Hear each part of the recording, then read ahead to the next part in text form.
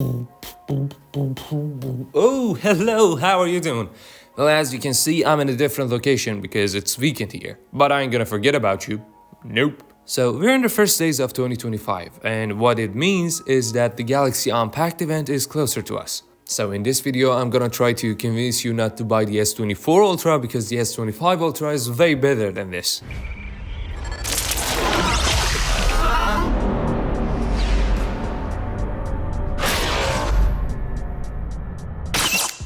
See, the Galaxy Unpacked is probably around the January 22 or 23rd in some different regions based on different time zones. If it was 2024, I'd probably say to stick to your S23 Ultra because the S24 Ultra didn't bring as much features to convince people to go for it. But like I said, this time is different, and I can say that the S25 Ultra is worth the wait. Okay, now it's time for the design. The S25 Ultra is gonna be bigger.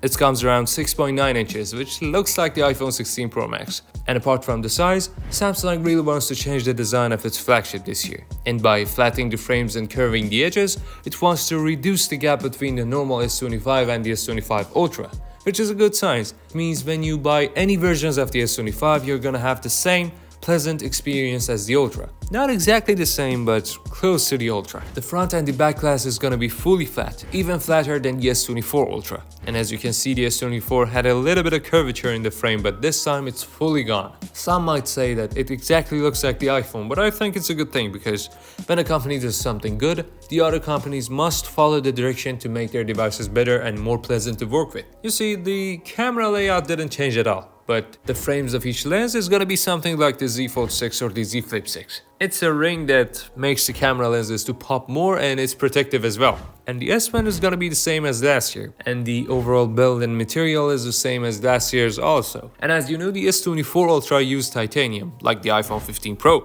but this time Samsung wants to use a higher grade titanium in the device, which makes it tougher and more reliable and maybe lighter. But it's still unknown that the inside is gonna be plastic or not. But overall, they say that the quality and the material is gonna be tougher and better. But apart from the build quality, the frame is gonna be more polished this year, which what they say, like it wants to show the real titanium. And Ice Universe, the info collector about technology and phones in X, said that there's gonna be a new color in the S25 Ultras. Said that among the 4 controversial colors of the S25 Ultra, there is a white, which is white back with the silver metal frame, which is gonna be called the titanium white silver. Very beautiful. Now, I talked a lot about the design. Now let's get to the processor. Oh boy, this time it's gonna be amazing. Last year, Samsung used the Snapdragon 8 Gen 3 for Galaxy, which was the overclocked version, which was unique for the S24 Ultra. This year, Samsung is gonna use the Snapdragon 8 Elite. This processor uses the 2nd generation Orion cores, which is so fast that looks like you're jumping 3 or 4 generations from the S24 Ultra. Like, let me tell you like this. The difference between the single core benchmarks from the Snapdragon 8 Gen 2 and Gen 3 was like 10%. But between the Snapdragon 8 Gen 3 and 8 Elite, it's around 40%. And in terms of graphics, it's 70% more powerful, which blows my mind actually. And to be honest, I think Samsung really made the S25 Ultra to really compete with the iPhone 16 Pro Max. And even at some point it can perform better as well in terms of graphics or multi-core benchmarks. And as for the storage, the 512GB or more can get the 16GB of RAM, which makes it to run the AI or games or Samsung DeX better, which DeX is gonna be killed for some reason, unfortunately. This changes for someone who has an S24 Ultra and wants to get the S25 Ultra is still noticeable. And even better for someone who has the S23 or the S22 Ultra, which is more ideal actually. And I will talk about this ideal time of upgrading the phone at the end of the videos, so stay here to the end. And hey, check this out. The good news is that we might just see the Snapdragon 8 Elite this time for all the versions of the S25. Because you know, the Exynos isn't gonna perform as good as the Snapdragon. It gets harder, it ages faster, it's slower, it's not good overall.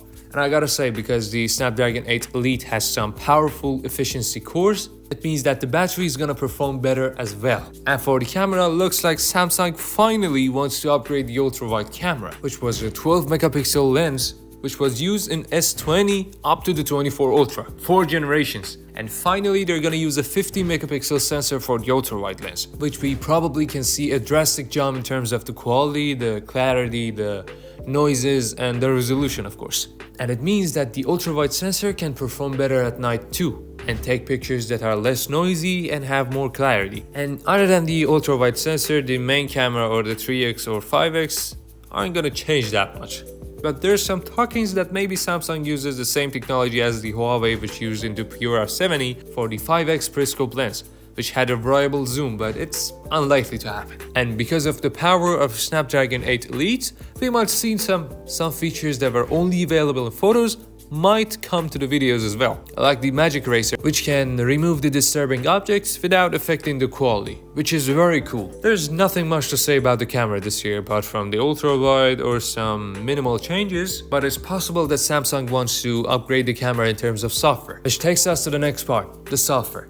Samsung's exclusive UI, which we know as One UI, had made some amazing and new changes in this new software, and it reached its 7th generation of update with the S25 Ultra. Samsung made new changes in the software, like the new control center or the new icons or the smoother animation with closing or opening the apps. And hey, if you want us to make a video about the One UI 7, just say it in the comments. The combination of this software and the power of the S25 Ultra can create an attractive collection that's not available in any other Samsung device. But there may be some exclusive features for this phone as well, like for example, a series of features for the display or the camera or even the battery. And these changes did not come to the S23 Ultra. And they said that we might see some new AI features as well, like a more powerful and advanced AI writing tool, which is available on more applications, and like a better on-device AI processing thanks to the new chipset. Like, we can say that the processor is the main important thing in this phone. Okay, now for the display, we don't have that much information this year because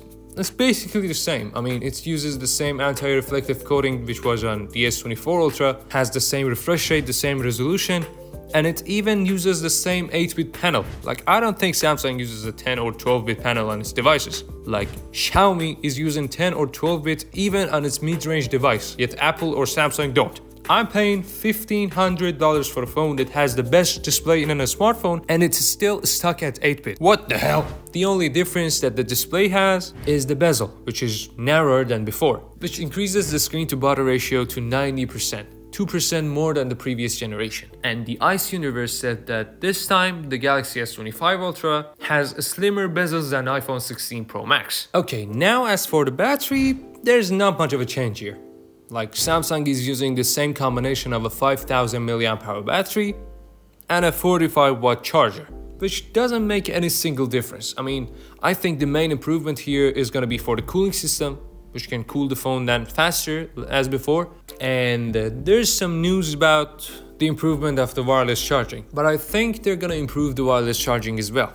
Like, I guess they're using the Qi2 wireless charger, which increases the speed from 15 watt to 25 watt, something like the iPhone 16 Pro Max. As you remember, I said that it's better for the S23 Ultra users to upgrade their phone rather than the users of the S24 Ultra, because the ideal time of upgrading the phone, especially if you're owning a flagship device, is 3 or 4 generations. And if you do happen to own an S22 or S23 Ultra, do not even think of buying the S24 Ultra, because the S25 Ultra is way better than the S24 Ultra. In many terms, like the camera, the display, the performance, the battery, and everything. And it's of course more valuable as well, because it's newer. But we still don't know if it's gonna be more expensive or not. But if it did, please do not come to me and say, oh, you made us wait for this S25 Ultra, it's more expensive, I cannot afford it. And I don't know, man.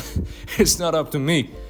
I'm just guessing, but I think it is gonna be more expensive, so you'd better save an extra $100.